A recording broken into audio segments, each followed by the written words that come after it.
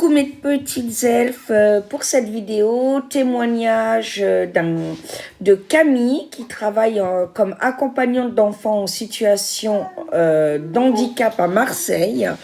Elle vous donne son témoignage, donc elle n'a pas voulu qu'on écoute sa voix, ni qu'on dise son vrai prénom, ni son vrai lieu de travail pour des raisons évidentes. Donc voilà, je vous transcris ces réponses par rapport à la situation, le gouvernement. Je pense que ça va énormément vous toucher et vous plaire. N'hésitez pas à répondre en commentaire et à lui apporter beaucoup de soutien. Merci, au revoir. Coucou mes petites elfes, j'espère que vous allez bien.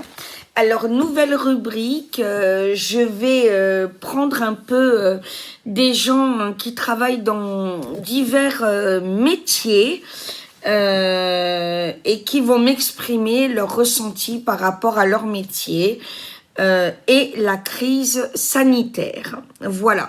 La personne s'appelle Camille. N'a pas voulu qu'on reconnaisse sa voix, donc évidemment, donc je l'ai pas fait entendre. Il y a peut-être des interviews quelquefois où la personne acceptera d'être entendue, voilà. Donc je respecte son choix, ce qui est tout à fait normal, mais son témoignage, vous allez le voir, est extrêmement intéressant, voilà. Donc, elle bosse dans un travail comme accompagnante d'enfants en situation d'handicap.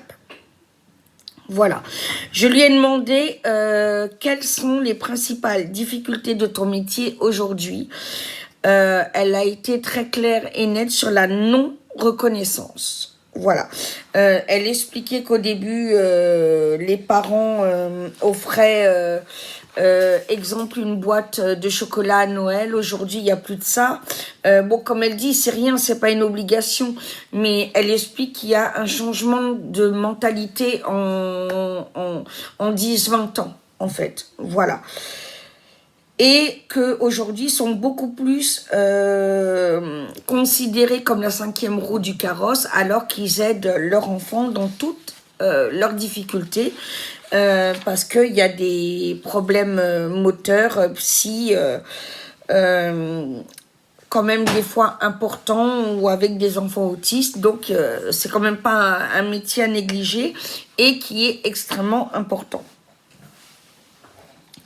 Alors, je lui ai demandé ensuite qu'est-ce qui est le plus dur pour toi aujourd'hui dans la crise sanitaire. Donc, elle explique les enfants. Voilà, pourquoi? Dans le sens où ils ont peur. Parce que, malheureusement, il y a des fois où les parents de ces enfants ne regardent pas la télé, ne se mettent pas au courant des infos. Donc, il y a tout et n'importe quoi qui circule. Donc, il y a des enfants qui vont tomber dans la peur, s'isoler, ne plus vouloir accéder à leurs amis, les toucher, jouer avec... limite voire trop se laver les mains. Donc voilà, c'est quand même compliqué. Voilà. Énormément peur du virus. Ensuite, je lui ai demandé qu'est-ce que tu aimerais que le gouvernement fasse pour vous reconnaître à part entière dans l'éducation. Non, oui, alors qu'ils vous reconnaissent. Alors elle parle d'augmentation de salaire parce que là, il n'y a pas de reconnaissance aussi au niveau de salaire. Elle bosse 31 heures pour 995 €. Voilà. Ce qui est quand même pas assez. On va être clair, on ne vit pas avec ça. Et elle précise même que heureusement que son mari, lui, a un CDI et pas un contrat précaire. Sinon, il ne s'en sortirait pas, bien évidemment. Voilà. Alors, je lui demande qu'est-ce qui s'est aggravé avec la crise sanitaire. Donc, c'est reformulé qui sont la 5e roue du carrosse. Il y a eu une telle panique que des fois, ces accompagnants sont même utilisés pour faire le ménage et pas être avec les enfants. C'est pas être dégradant d'être femme de ménage, hein, c'est pas ça. Mais voilà, il y a un dysfonctionnement dans le système, voilà, de ce côté-là. Alors, je lui demande l'attitude des parents avec toi. Donc, elle disait, donc on y revient, les parents au début reconnaissants, la valeur, le métier, etc. Aujourd'hui, non, pas du tout. Il y a des parents qui, en 5 ans où elle suit les enfants, elle les a pas vus une fois. Même pas un bonjour ni rien. Donc, voilà, ça en dit quand même long. Alors, là, je lui demande.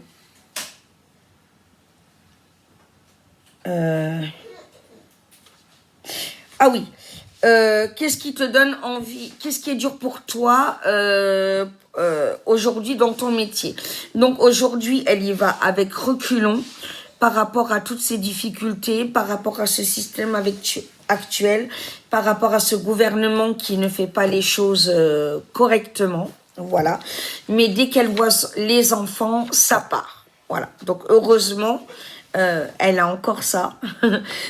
et ça lui redonne le sourire. Et c'est parti pour la journée. Ensuite, je lui demande au niveau moral. L'année dernière, ça a été une année très compliquée au niveau métier et au niveau des soucis autres, personnels. Cette année, pour elle, ça va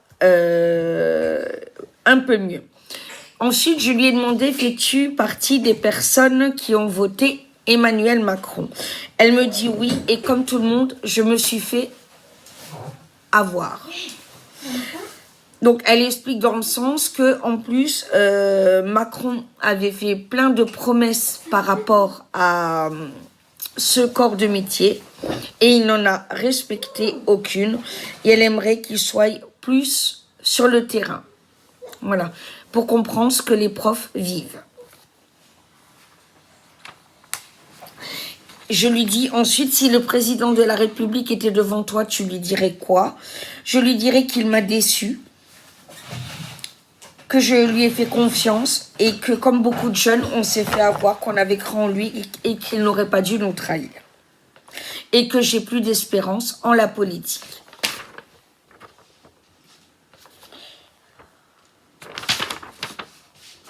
Alors, ensuite.